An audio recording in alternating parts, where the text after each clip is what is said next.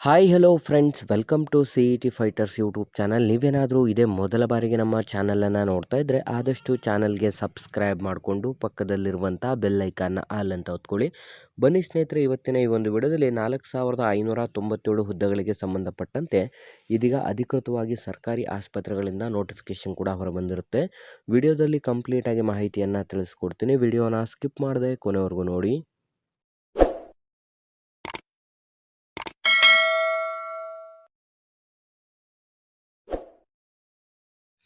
ಇಲ್ಲಿ ಕಾಣಿಸ್ತಾ ಇದೆ ನೋಡಿ, ಇಲಾಖೆ ಹೆಸರನ್ನು ನೋಡಿದ್ರೆ ಏಮ್ಸಲ್ಲಿ ಖಾಲಿ ಇರುವಂಥ ನೇಮಕಾತಿ ಅಧಿಸೂಚನೆ ಆಗಿದ್ದು ವಿವಿಧ ಹುದ್ದೆಗಳಿಗೆ ಅಧಿಸೂಚನೆ ಕೂಡ ಹೊರಡಿಸಲಾಗಿರುತ್ತೆ.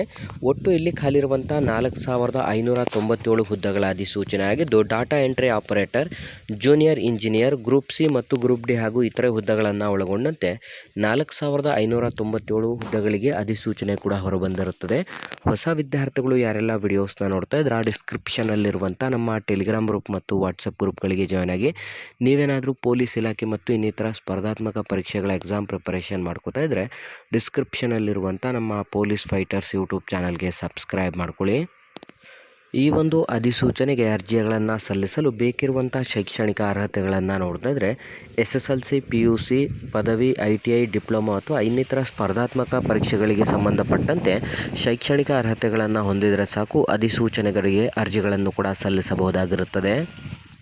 ಪ್ರಮುಖ ದಿನಾಂಕಗಳನ್ನು ನೋಡ್ತಾ ಇದ್ದರೆ ಅಧಿಸೂಚನೆಗೆ ಅರ್ಜಿ ಸಲ್ಲಿಕೆ ಪ್ರಾರಂಭವಾಗುವಂಥ ದಿನಾಂಕ 7/1/2025 ಸಂಜೆ 5 ಗಂಟೆಯಿಂದ ಅಧಿಸೂಚನೆಗೆ ಅರ್ಜಿ ಸಲ್ಲಿಕೆ ಪ್ರಾರಂಭವಾದರೆ ಕೊನೆಯ ದಿನಾಂಕ 31/1/2025 ಕೊನೆಯ ದಿನಾಂಕವಾಗಿರುತ್ತದೆ. ಅಪ್ಲಿಕೇಶನ್ ಸ್ಟೇಟಸನ್ನು ಚೆಕ್ ಮಾಡಿಕೊಳ್ಳಲು 11/2/2025 ಆಗಿದ್ದು ಈ ಒಂದು ಅಧಿಸೂಚನೆಗಳಿಗೆ ಸಂಬಂಧಪಟ್ಟಂತೆ ತಿದ್ದುಪಡಿಗಳನ್ನು ನೋಡಿದ್ರೆ 12ರಿಂದ 14 ಫೆಬ್ರವರಿ 2025 ನಿಗದಿಪಡಿಸಲಾಗಿರುತ್ತದೆ. ಹಾಗಾಗಿ ಅರ್ಜಿಗಳನ್ನು ಸಲ್ಲಿಸಲು ಬಯಸುವಂಥ ಅರ್ಹ ಮತ್ತು ಆಸಕ್ತ ಅಭ್ಯರ್ಥಿಗಳಿಗೆ ನಾನು ಡಿಸ್ಕ್ರಿಪ್ಷನ್ ಬಾಕ್ಸಲ್ಲಿ ಅಫಿಷಿಯಲ್ ಆದಂಥ ವೆಬ್ಸೈಟ್ ಲಿಂಕನ್ನು ಕೊಟ್ಟಿರ್ತೇನೆ. ಕ್ಲಿಕ್ ಮಾಡಿ ಅಧಿಸೂಚನೆಗೆ ಆನ್ಲೈನ್ನ ಮುಖಾಂತರ ಮಾತ್ರ ಅರ್ಜಿಗಳನ್ನು ಸಲ್ಲಿಸಬೇಕಾಗಿರುತ್ತೆ.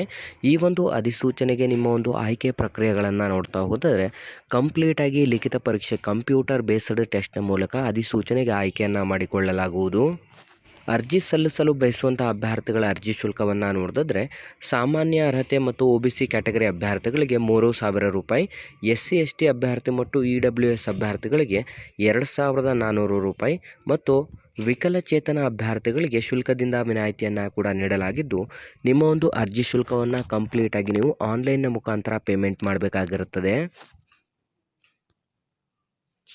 ಹಾಗಾಗಿ ಯಾವುದೆಲ್ಲ ಆಸಕ್ತ ಅಭ್ಯರ್ಥಿಗಳು ವಿಡಿಯೋಸ್ನ ನೋಡ್ತಾ ಇದ್ರೆ ಸ್ನೇಹಿತರೆ, ನಾವು ಡಿಸ್ಕ್ರಿಪ್ಷನ್ ಬಾಕ್ಸಲ್ಲಿ ಅಫಿಷಿಯಲ್ ಆದಂಥ ಒಂದು ವೆಬ್ಸೈಟ್ ಲಿಂಕನ್ನು ಕೂಡ ಕೊಟ್ಟಿರ್ತೇವೆ. ಕ್ಲಿಕ್ ಮಾಡಿ ಆನ್ಲೈನ್ನ ಮುಖಾಂತರ ಅರ್ಜಿಗಳನ್ನು ಸಲ್ಲಿಸಿ. ನಮ್ಮ ಇವತ್ತಿನ ಈ ಒಂದು ಉದ್ಯೋಗ ಮಾಹಿತಿಯನ್ನು ಆದಷ್ಟು ಲೈಕ್ ಮಾಡಿ ಮತ್ತು ನಿಮ್ಮ ಎಲ್ಲ ಸ್ನೇಹಿತರೊಂದಿಗೆ ಶೇರ್ ಮಾಡೋದ್ರ ಮೂಲಕ ಇನ್ನೂ ಹೆಚ್ಚಿನ ಉದ್ಯೋಗ ಮಾಹಿತಿಗಾಗಿ ಹಿಂದೆ ನಮ್ಮ ಚಾನಲ್ಗೆ ಸಬ್ಸ್ಕ್ರೈಬ್ ಮಾಡ್ಕೊಳ್ಳಿ ಅಂತ ತಿಳಿಸ್ತಾ ಇದ್ದೀವಿ ಸ್ನೇಹಿತರೆ.